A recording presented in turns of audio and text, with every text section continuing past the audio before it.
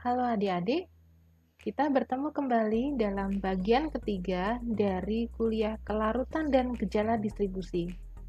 Di bagian ketiga ini, kita akan pelajari bersama tentang kelarutan zat padat dalam cairan. Pada larutan ideal, kelarutan zat padat dipengaruhi oleh yang pertama, suhu percobaan atau temperatur. Yang kedua adalah panas peleburan molar atau delta HF, yaitu panas yang diabsorpsi apabila zat padat itu meleleh. Faktor yang ketiga adalah titik lebur solut atau titik lelehnya. Kita sebut sebagai larutan ideal apabila kelarutan ini tidak dipengaruhi oleh sifat dari pelarut. Oleh Hildebrand dan Scott, persamaan untuk larutan ideal dituliskan sebagai berikut.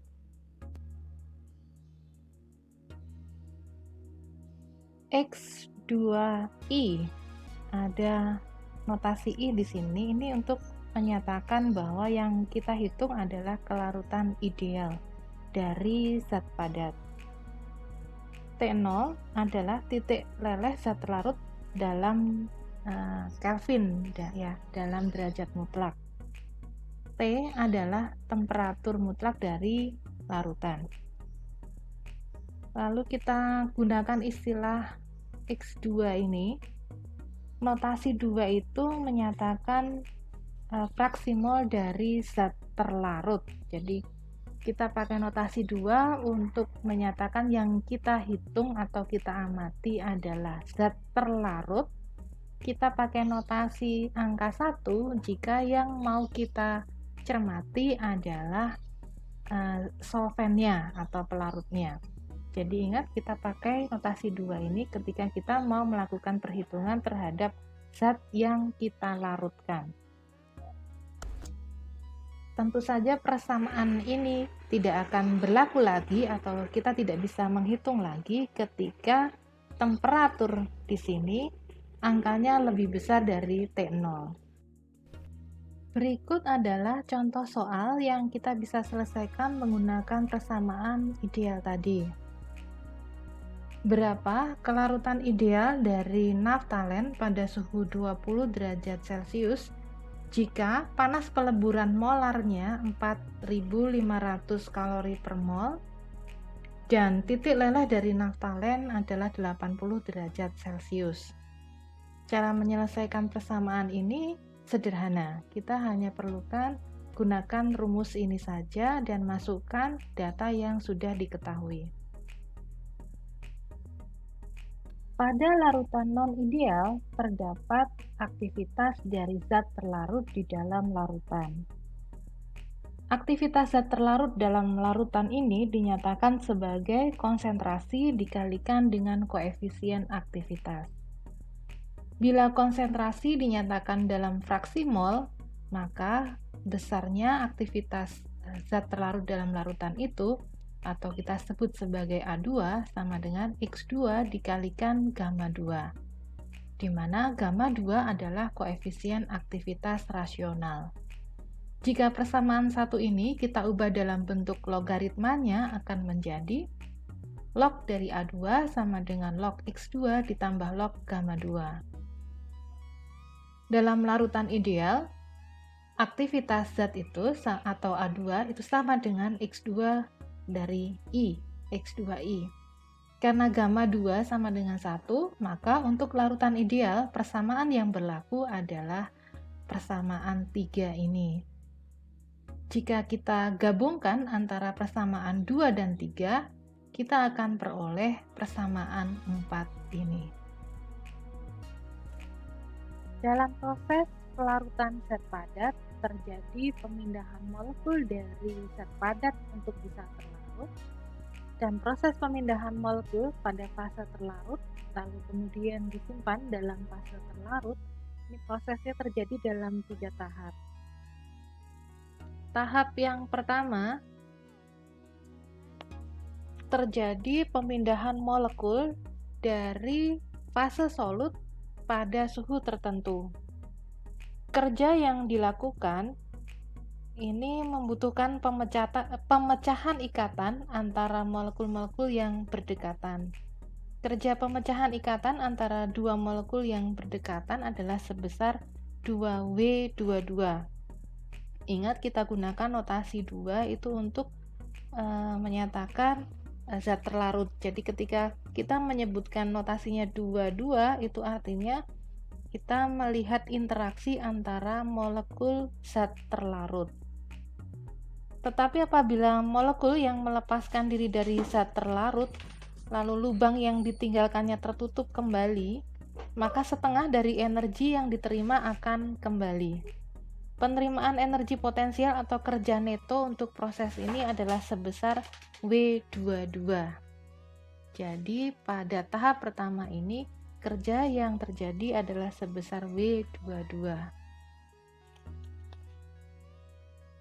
Pada tahap yang kedua, terjadi pembentukan lubang di dalam solvent yang cukup besar agar dapat menerima molekul dari solut.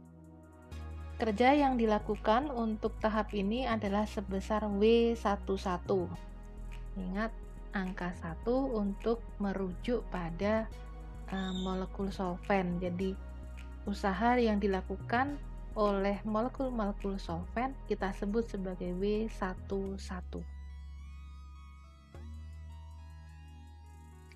Di tahap yang ketiga, molekul solut ditempatkan dalam lubang di dalam solvent dan usaha yang diperoleh atau penurunan energi potensialnya adalah sebesar min W12. Lubang dalam solvent sekarang tertutup dan terjadi penambahan penurunan energi sebesar W12. Maka usaha neto dalam tahap ketiga ini adalah sebesar min 2W12. Jadi notasinya 1,2 karena ada interaksi antara solut dan solvent. Maka kerja yang dilakukan secara total untuk memisahkan satu molekul zat terlarut lalu menempatkannya di dalam solvent, ini total kerja yang dilakukan adalah sebesar W22 plus W11 min 2W12 dari ketiga tahapan proses tadi. Oleh Scatchard, Hildebrand, dan Wood, mereka mendapatkan bahwa koefisien aktivitas dalam persamaan kelarutan ini sebanding dengan volume solut dan volume total yang ditempati solvent, sehingga persamaan kelarutan menjadi seperti ini dengan melibatkan besarnya kerja yang dilakukan dalam ketiga tahap tadi.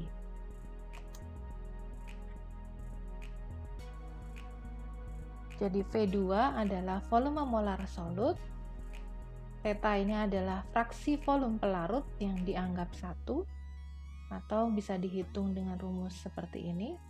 R adalah tetapan gas dan T adalah temperatur absolut. W adalah simbol energi potensial yang menyatakan gaya tarik-menarik.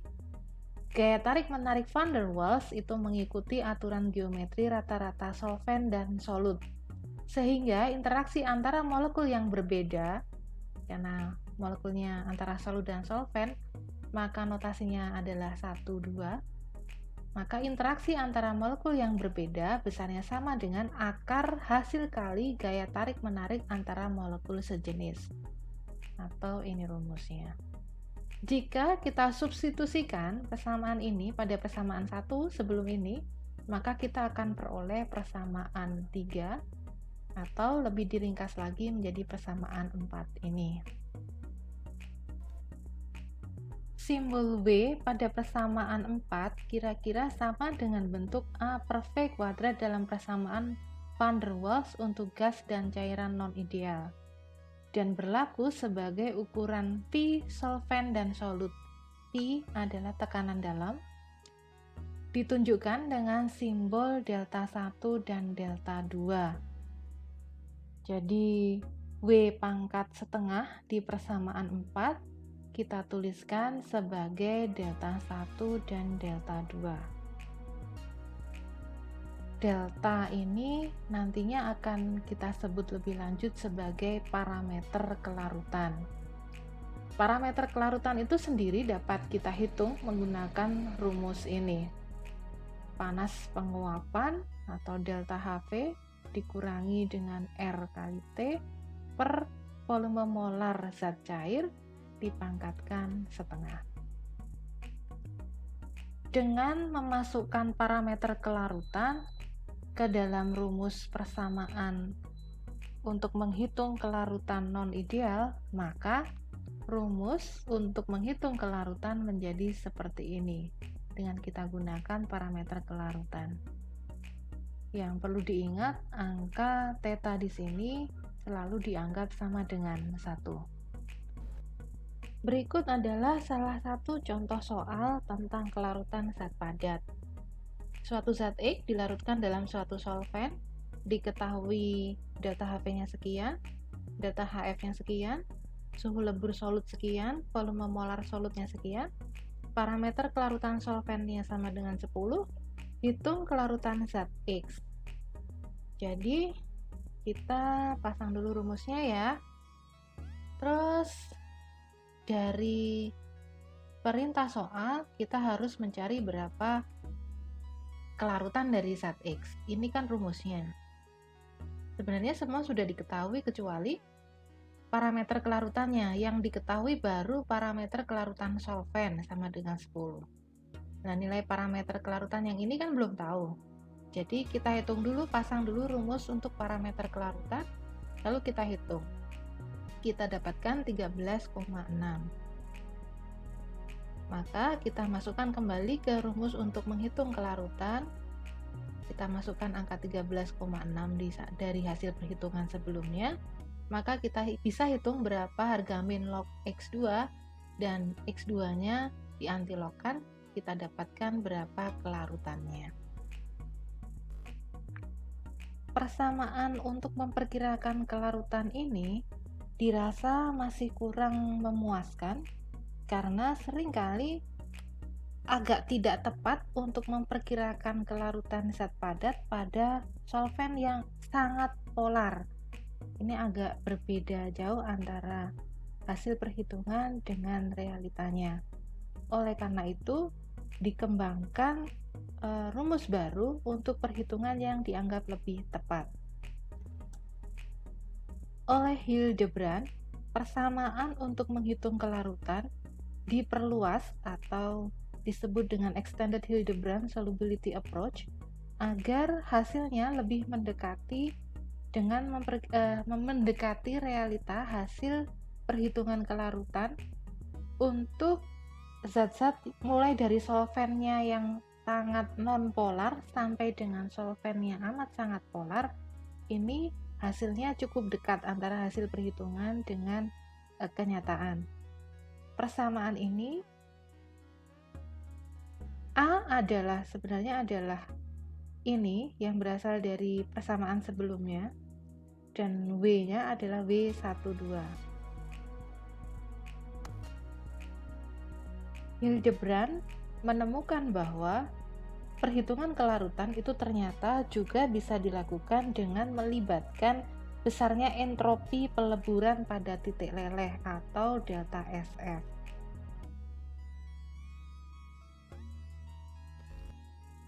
Menurut Extended Hildebrand Solubility Approach, bentuk yang menyangkut logaritma koefisien keaktifan atau gamma 2 itu terbagi dalam gaya fisik atau gaya van der Waals dan gaya sisa. Sehingga rumus untuk kelarutan ini diturunkan lebih lanjut sampai dengan ada sekitar 40 persamaan. Ya, ini persamaan ke-39 dan ke-40. Yang penting dari sana adalah Extended Hildebrand Solubility ini dapat untuk memperkirakan kelarutan zat dalam pelarut yang campur dengan menggunakan ketentuan ini. Parameter kelarutan dari solvent yang merupakan campuran ini besarnya sama dengan fraksi volume dari pelarut A dikalikan parameter kelarutan A ditambah fraksi volume kelarutan B dikalikan parameter kelarutan B. Contohnya, jika kita mau melarutkan kafein dalam campuran dioksan dan air, maka berapa parameter kelarutan dari solvent? Karena solventnya terdiri dari campuran dioksan dan air, maka kita harus hitung dulu parameter kelarutan dari solvent sama dengan fraksi volume dari dioksan dikalikan parameter kelarutan dioksan ditambah dengan fraksi volume dari air dikalikan parameter kelarutan dari air. Baru kita dapatkan berapa besarnya parameter kelarutan dari solvent. Seorang peneliti lain yang bernama Hansen membagi energi kohesi menjadi 3 macam, yaitu bentuk nonpolar atau interaksi dispersi yang kita sebut sebagai delta ED, lalu interaksi dipol permanen atau delta EP, dan energi kohesi dari ikatan hidrogen atau delta EH. Yang ikatan hidrogen ini mewakili segala jenis interaksi donor aseptor kuat antara solvent dan solut, jadi tidak terbatas pada definisi ikatan hidrogen saja. Lalu juga menurut Hansen, jumlah bentuk energi dibagi dengan volume molar ini besarnya sama dengan kerapatan energi kohesi total. Jadi, besarnya kerapatan energi kohesi total ini merupakan penjumlahan dari besarnya kerapatan energi akibat dari interaksi dispersi, dipol permanen, dan ikatan hidrogen. Demikian juga dengan parameter kelarutan total kuadrat ini besarnya sama dengan parameter kelarutan dari interaksi dispersi kuadrat ditambah dengan parameter kelarutan dari interaksi dipol permanen kuadrat ditambah dengan parameter kelarutan ikatan hidrogen dikuadratkan. Berikut ini adalah tabel yang menyatakan berapa parameter kelarutan dari banyak macam solvent seperti ini. Jadi ini berapa parameter kelarutan dispersi, lalu juga parameter kelarutan dipol permanen, dan berapa parameter kelarutan ikatan hidrogen, dan yang kolom ini adalah parameter kelarutan total. Menurut Fedors, setiap gugus fungsi dari suatu struktur senyawa kimia ini memiliki kontribusi untuk menentukan berapa besarnya parameter kelarutan. Ini adalah contoh gugus fungsi beserta berapa besarnya parameter kelarutan. Berikut adalah contoh perhitungan parameter kelarutan menurut Fedors dengan memanfaatkan tabel sebelumnya. Contohnya etil alkohol, kalau digambar struktur kimianya, maka terdiri dari gugus CH3, CH2, dan OH. Jadi, kita gunakan tabel yang tadi. Untuk CH3, ini besarnya delta V-nya. Delta V kalikan parameter kelarutan dari dispersi kuadrat, dan seterusnya. Maka jika ini adalah besarnya V dan ini adalah total dari delta V kalikan parameter kelarutan dispersi kuadrat sebesar ini, maka berapa besarnya parameter kelarutan kita bisa hitung dari sini dibagi ini. Setelah itu di akar kuadrat kita dapatkan berapa parameter kelarutan dari dispersi, dan seterusnya. Berikut kita akan bahas tentang kelarutan intrinsik, yaitu kelarutan suatu zat atau senyawa yang hanya ditentukan oleh faktor internal dari senyawa itu sendiri.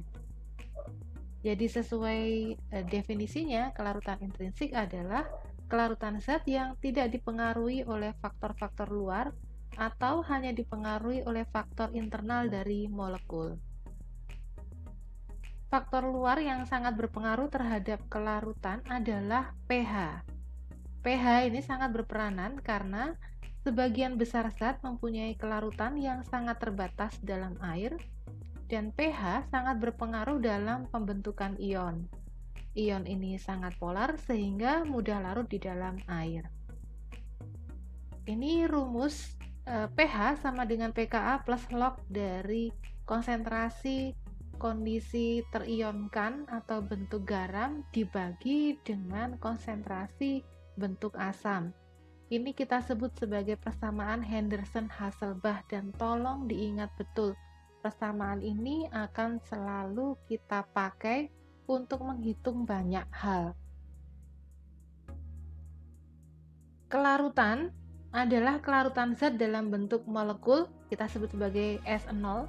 Kelarutan zat dalam bentuk molekul ini, ambil contoh ya, kalau kita punya suatu asam lemah yang kita sebut saja sebagai Ha, suatu asam lemah. Asam lemah ini di dalam air akan terionkan menjadi H3O+ dan A-. Nah, yang disebut kelarutan itu terus yang mana? Kelarutan dari asam lemah tadi ketika terlarut masih dalam bentuk Ha, ataukah semuanya, ya Ha ini dan A-nya. Nah, karena dalam proses penetapan kadar yang sering kita lakukan adalah kita tidak membedakan bentuknya terionkan atau tidak, asalkan itu rumus strukturnya masih mengandung komponen dari asam ini, maka kita tetapkan kadarnya. Oleh karena itu, dalam perhitungan kelarutan, seringkali yang kita lakukan adalah menghitung S-nya, ya, kelarutan totalnya. Karena kita tidak membedakan itu yang terlarut adalah bentuk utuhnya ataukah bentuk terionkannya. Kalau yang terlarut dalam bentuk utuhnya atau bentuk molekulnya kita sebut sebagai S0. Sementara kalau yang kita tetapkan kelarutannya adalah keseluruhannya, kita sebut sebagai S atau kelarutan semu.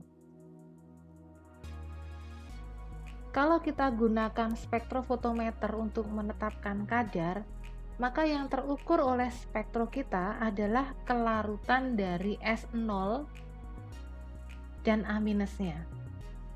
Jadi antara bentuk asam bentuk utuh dengan bentuk terionkan, dua-duanya tertetapkan kadarnya. Kenapa? Kita ingat penetapan kadar dengan spektrofotometer, yang bisa ditetapkan kadarnya adalah semua gugus kromofornya. Jadi sepanjang ada gugus kromofornya, spektronya tidak akan mengenali itu kromofor yang berasal dari senyawa yang masih utuh bentuk molekulnya ataukah kromofor dari senyawa yang dalam bentuk terionkan atau bentuk garam. Semuanya tertetapkan kadarnya.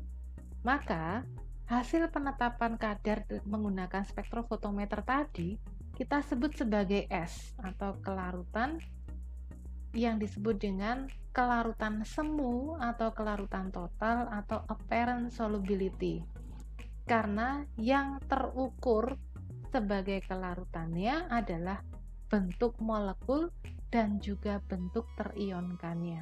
Semuanya dihitung. Sementara kalau yang kita tetapkan hanya yang bentuk molekulnya saja, S0-nya itulah kelarutan intrinsiknya.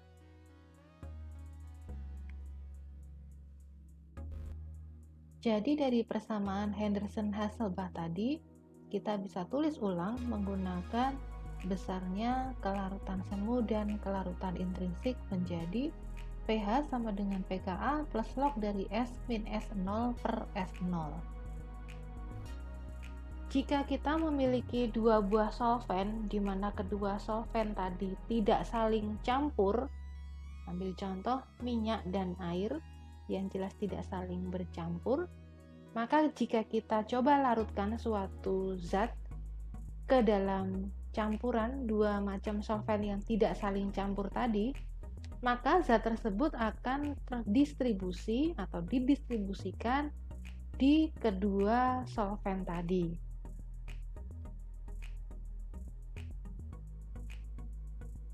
Jika solut dalam jumlah berlebih dilarutkan dalam campuran dua pelarut yang tidak saling campur, maka solut akan terdistribusi di antara kedua fase sampai masing-masing fase menjadi jenuh.